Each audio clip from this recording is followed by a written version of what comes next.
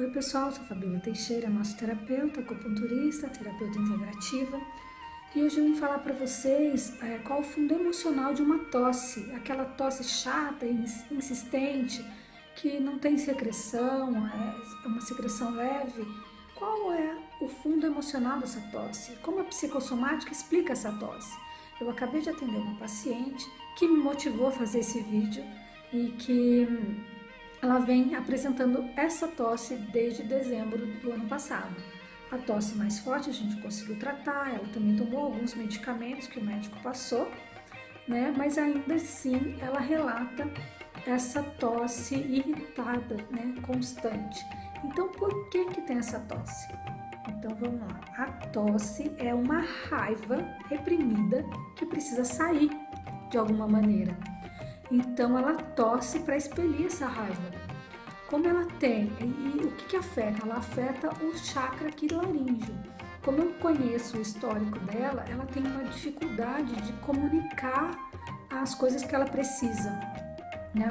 Ela tem uma dificuldade de se posicionar e falar, né? Colocar para fora o que ela precisa falar.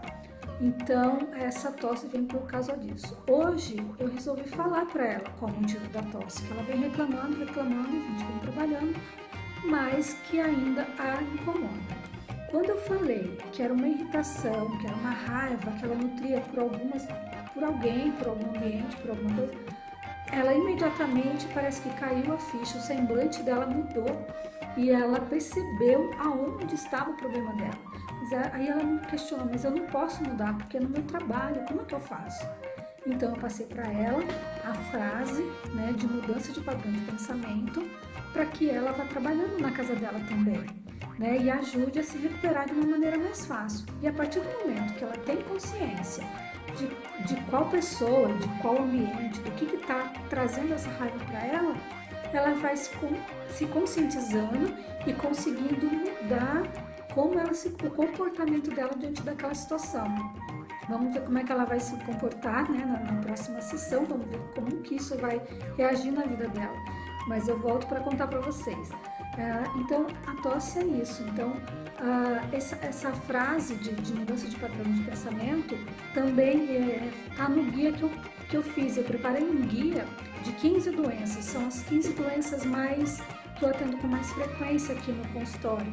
Eu preparei esse guia e essa frase está lá, é uma frase que tem de mudança de padrão de pensamento. Então, se vocês quiserem esse guia, basta clicar no link, né? Deixar teu e-mail que eu mando para vocês, tá bom? Qualquer dúvida é só me deixar nos comentários, né? Que eu respondo para vocês. Por hoje é só. Muito obrigada, até mais. Tchau, tchau.